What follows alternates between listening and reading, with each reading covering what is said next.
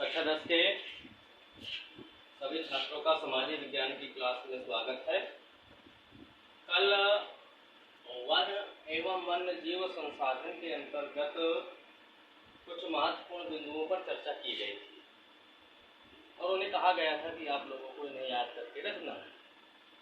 आज उससे भी ज़्यादा महत्वपूर्ण टॉपिक है जिसमें वनों के संरक्षण और पर्यावरण संबंधी जो कार्यक्रम हैं वो प्रारंभ किए गए और बाघ परियोजना, इन महत्वपूर्ण बिंदुओं पर हमें गौर करना है और उन्हें याद भी करना है, जो पर्यावरण के लिए महत्वपूर्ण तो है ही है, साथ में आपके बोर्ड एग्जाम में आने वाले प्रश्नों में ये बहुत महत्वपूर्ण है। तो सबसे पहले हम वनों का संरक्षण समझते हैं। तो वन क्या है? वन प्रकृति में उगने वाली वनस्पति है जो स्वतः ही उगती है, स्वतः ही समाप्त हो जाती है, वन कहलाती है। जहाँ पर मानवीय क्रियाकलापों का कोई हस्तक्षेप नहीं होता है, वे वन कहलाते हैं। पर्यावरण के संतुलन के लिए वनों का विशेष महत्व है, क्योंकि यह कार्बन डाइऑक्साइड को सोखने के साथ साथ ऑक्सीजन को प्रवाहित करता है, जो जीव जंतु के लिए प्राणवायु होता है।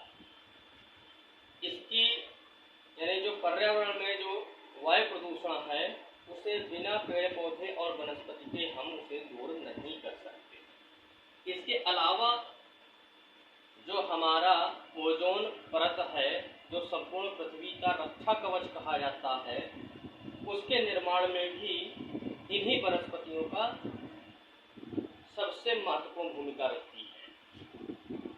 तो वन प्रत्यक्ष रूप से या अप्रत्यक्ष रूप से निश्चित है जो वो लाभकारी होते हैं।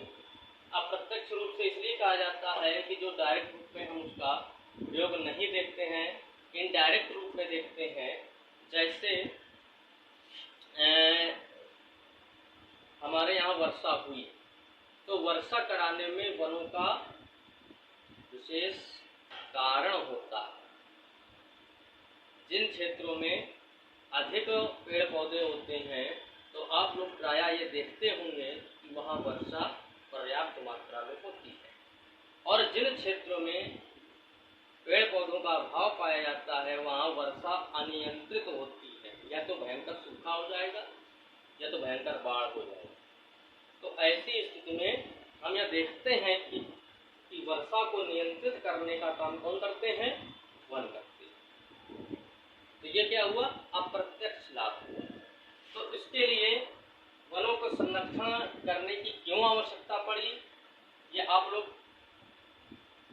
भली बात समझ चुके होंगे, क्योंकि यह वन जो है देश की अर्थव्यवस्था में भी योगदान देते हैं, उद्योगों की स्थापना में महत्वपूर्ण योगदान देते हैं, घरों के निर्माण में, फर्नीचर निर्माण में, या जो जंगल में निवास करने वाली जनजातियां हैं उनके भरण पोषण में, तथा जीव जंतुओं के प्राकृतिक आवास में, और अनेक प्रकार की औषधियां, मेवे और फलों को प्रदान करने वाले ये वन ही होते हैं, जिनसे मानव अपनी अनेक आवश्यकताओं की पूर्ति करता है।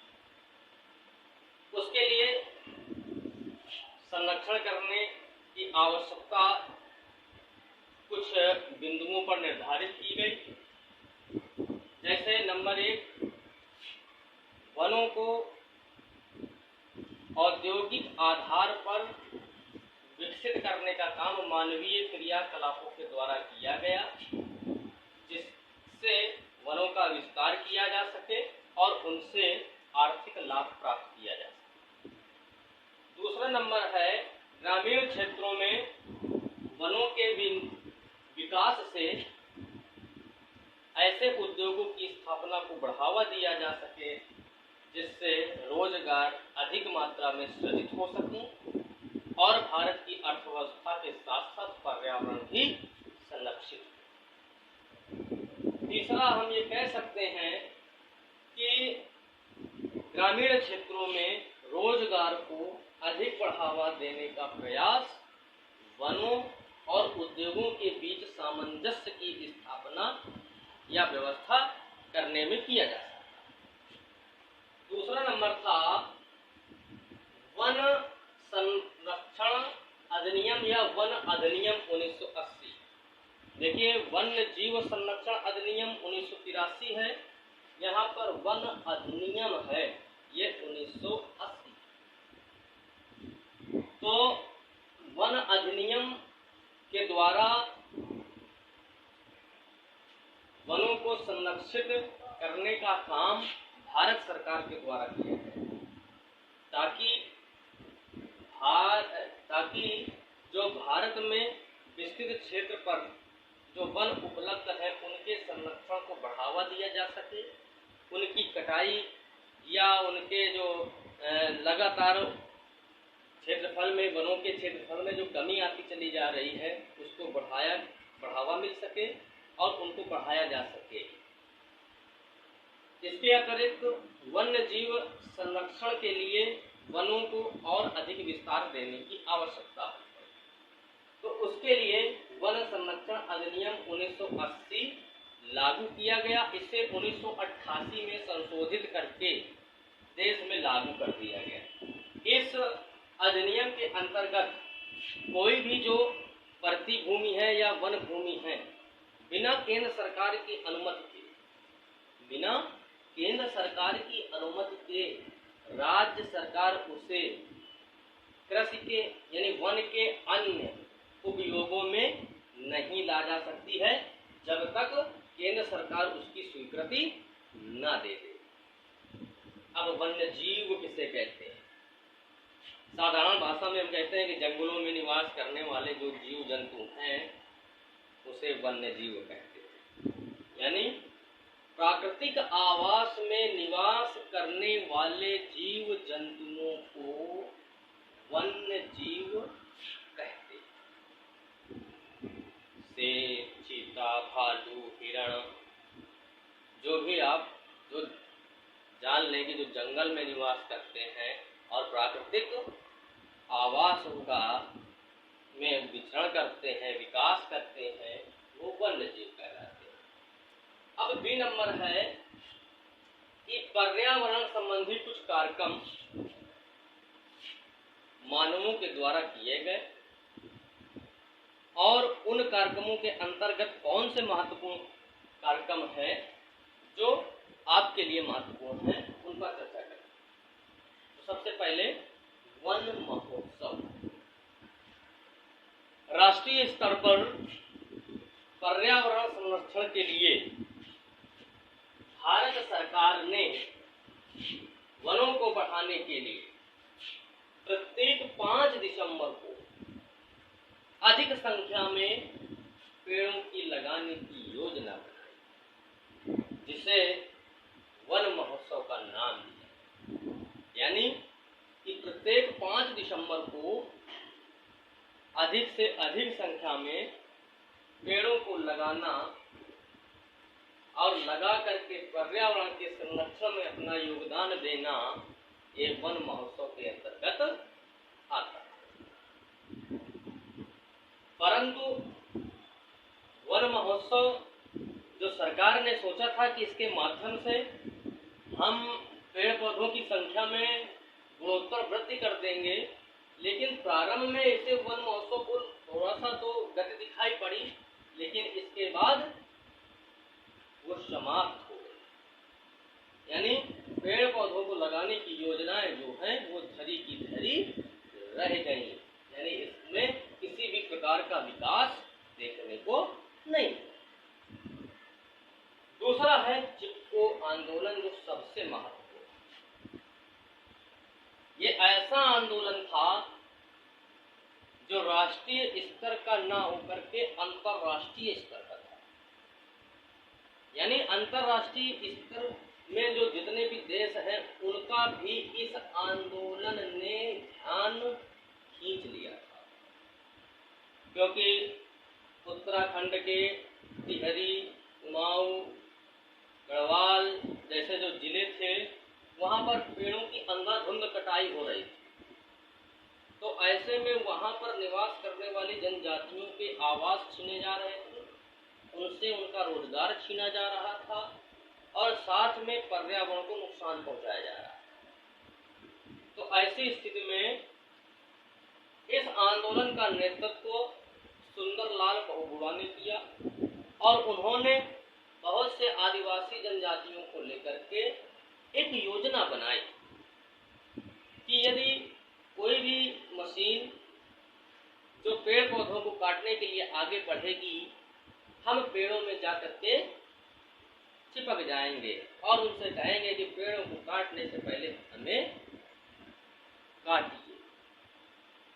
तो ऐसे में ये आंदोलन जो था निश्चित तौर पर एक गंभीर विचार करने वाला मुद्दा था, जिस कारण से लोगों ने पेड़ों को अपनी जान से ज़्यादा महत्व दिया और उससे पेड़ों का संरक्षण, वृक्षों का संरक्षण हो पाया और चिपको आंदोलन सफल हुआ।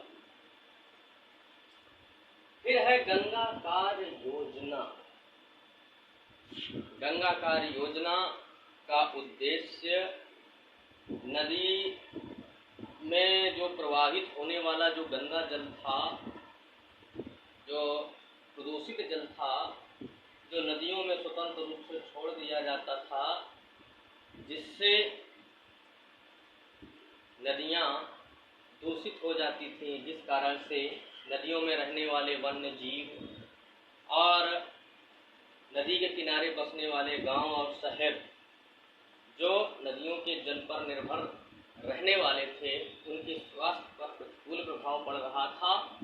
तो ऐसी स्थिति में नदियों की साफ और स्वच्छता के लिए एक बृहद कार्य योजना तैयार की गई, जिसे गंगा कार्य योजना के नाम से जाना जाता है।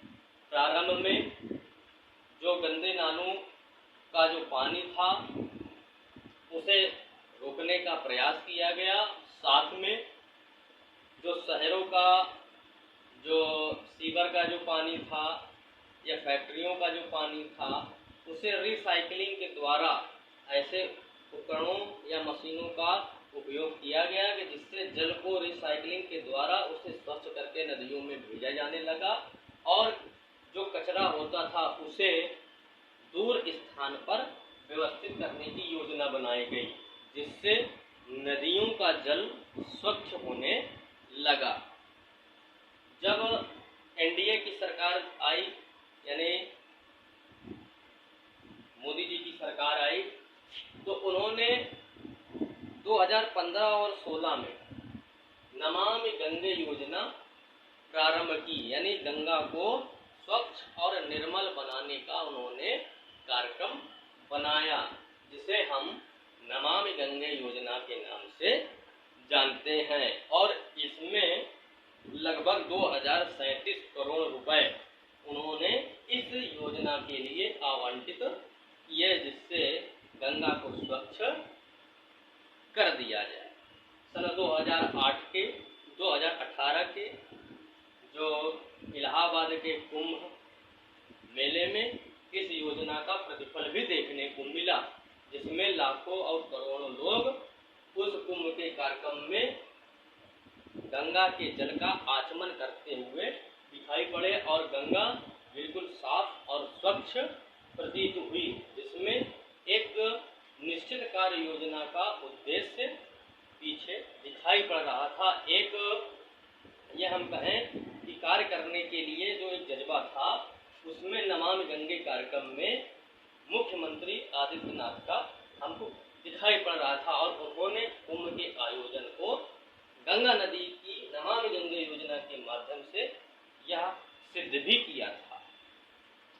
फिर ओजोन समस्या का सभी लोग जानते हैं कि ओजोन परत पृथ्वी का एक सुरक्षा कवच है। यह एक पारदर्शी कांच के माध्यम से है जो सूर्य की पराबैंगनी किरणों से पृथ्वी की रक्षा करता है और लगभग 50% जो अल्ट्रावायलेट किरणें हैं उनको अवशोषित करके पृथ्वी के अंदर भेजती है, जिससे पृथ्वी के तापमान में वृद्धि नहीं हो पाती। परंतु कुछ मानवीय क्रियाकलापों के कारण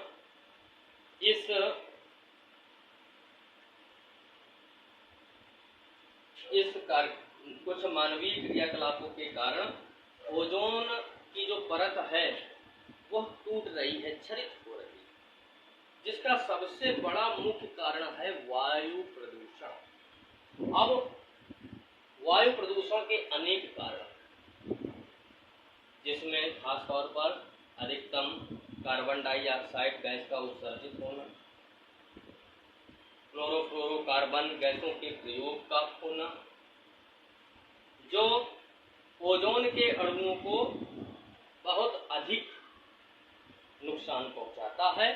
और ये जो क्लोरोफ्लोरोकार्बन गैसें हैं ये बिल्कुल ओजोन के लिए एक गंभीर समस्या है।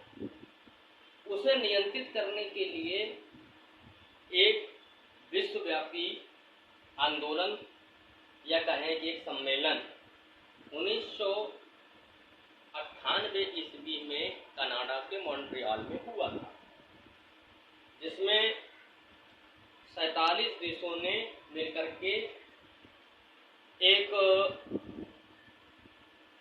समझौता किया था और इस समझौते में अपने हस्ताक्षर भी किए थे कि जिन कारणों से ओजोन परत को नुकसान पहुंच रहा है उनके उपयोग में धीरे धीरे कमी की जाएगी और 2050 तक ओजोन को पुनः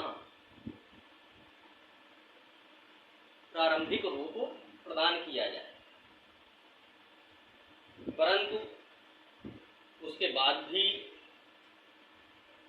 कुछ विकासशील देशों में निरंतर विकास हुआ, उद्योगों की एक श्रृंखला तैयार हुई, रासायनिक गैसों का उत्सर्जन प्रारंभ हुआ, तो ये पाया गया कि ध्रुवों में ओजोन परत में बड़े बड़े छेद हो गए, जिस कारण से अल्ट्रावायलेट किरणें ध्रुवों का तापमान बढ़ा रही हैं, जिस कारण से ध्रुवों में जो बर्फ जमी थी वो पिघल करके सागरों में आ रही है। यानी सागरों के जल स्तर में वृद्धि से स्थलमंडल कम होंगे और साथ में जो सुनामी है, सुनामी एक प्राकृतिक आपदा है, चक्रवात है, जैसी प्राकृतिक आपदाएं प्रभावित होने लगी और उससे तमाम जन और धन का नुकसान। तो ओजोन समस्या को समाधान के लिए, क्योंकि यदि ये परत नष्ट होती है तो निश्चित है कि पृथ्वी में इतना ज़्यादा तापमान हो जाएगा कि संपूर्ण जो पृथ्वी है, स्थल मंडल है, वो डूब जाएगा, यहाँ जल प्रलय आ जाएगी और समस्त जीव जंतुओं और वनस्पतियों का सर्वनाश हो जाएगा। यानी कि हम कह सकते हैं कि पृथ्वी नष्ट हो जाएगी। तो उस समस्या से निपटने के लिए अनेक देशों ने मिलकर के कार्य योजना का निर्माण किया और ओजोन को सुरक्षित और संरक्षण रूप प्रदान करने के लिए कार्बन जो गैसें हैं या CFCs जो गैसें हैं उनके उत्सर्जन पर रोकथाम करने के लिए कुछ अन्य गैसों के उपयोग पर बल दिया, जो उनका जो है समाधान कर सकते हैं। तो हम लोग समझ सकते हैं कि यह ओजोन क्षरण जो है एक गंभीर समस्या है जो अनेक प्राकृतिक आपदों को जन्म देती है। उसे निश्चित तौर पर हमें संरक्षण प्रदान करने की आवश्यकता है। अभी हाल में जब लॉकडाउन का काल आया था, सभी उद्योग गाड़ियाँ, परिवहन के साधन संपूर्ण विश्व में ठप हो गए थे।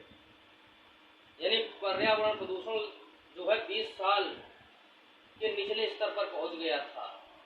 वातावरण साफ और स्वच्छ हो गया था। चंडीगढ़ से हिमालय की चोटियां दिखाई पड़ने लगी थी। निश्चित तौर पर जब प्रदूषण कम हो जाएगा तो ओजोन परत मजबूत हो। तो ऐसे ही कुछ उपयोग या प्रयोग हमें करने की आवश्यकता है, चाहे वो साल में हो हफ्ते भर के लिए या महीने के कुछ दिन ऐसे हो कि संपूर्ण लॉकडाउन की व्यवस्था हो जाए, जिससे जो हम लगातार कार्बन